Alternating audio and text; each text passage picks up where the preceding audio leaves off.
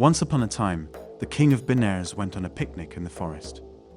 The beautiful flowers and trees and fruits made him very happy. As he was enjoying their beauty, he slowly went deeper and deeper into the forest. Before long, he became separated from his companions and realized that he was all alone. Then he heard the sweet voice of a young woman. She was singing as she collected firewood.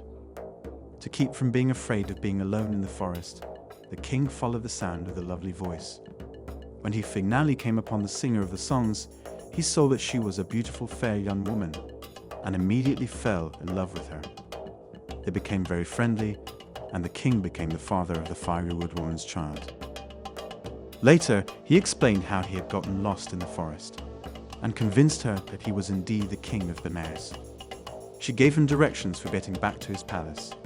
The king gave her his valuable signet ring and said, "If you give birth to a baby girl, sell this ring and use the money to bring her up well.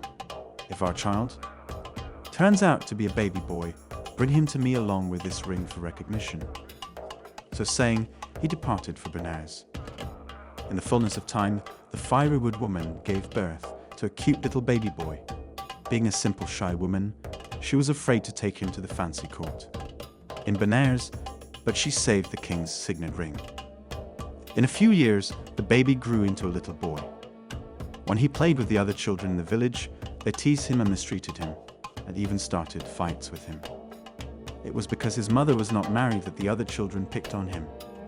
They yelled at him, "No father, no father, your name should be no father."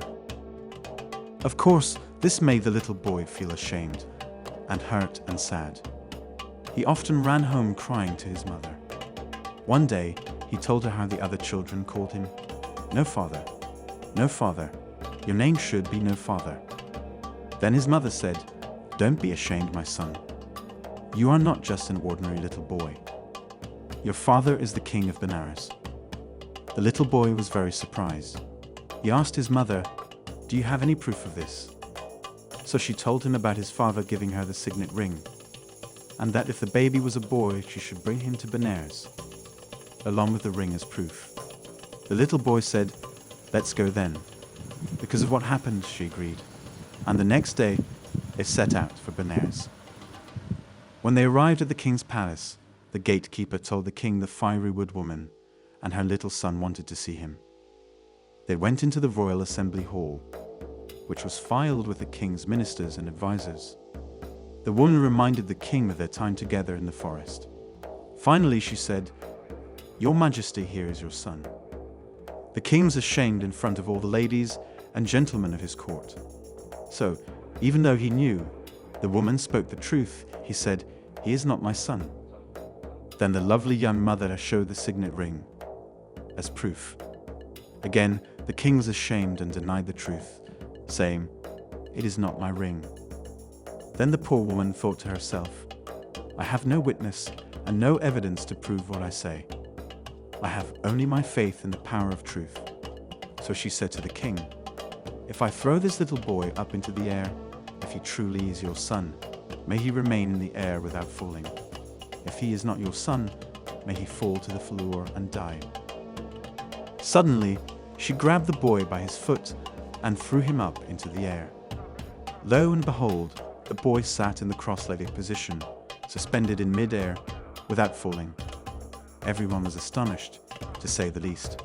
Remaining in the air, the little boy spoke to the mighty king. "My lord, I am indeed a son born to you.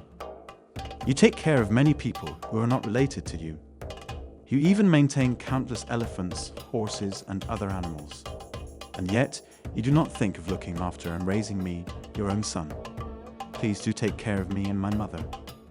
Hearing this, the king's pride was overcome. He was humbled by the truth of the little boy's powerful words. He held out his arms and said, "Come to me, my son, and I will take good care of you." Amazed by such a wonder, all the others in the court put out their arms. They too asked the floating little boy to come to them. But he went directly from mid-air into his father's arms, with his son seated. On his lap, the king announced that he would be the crown prince, and his mother would be the #1 queen.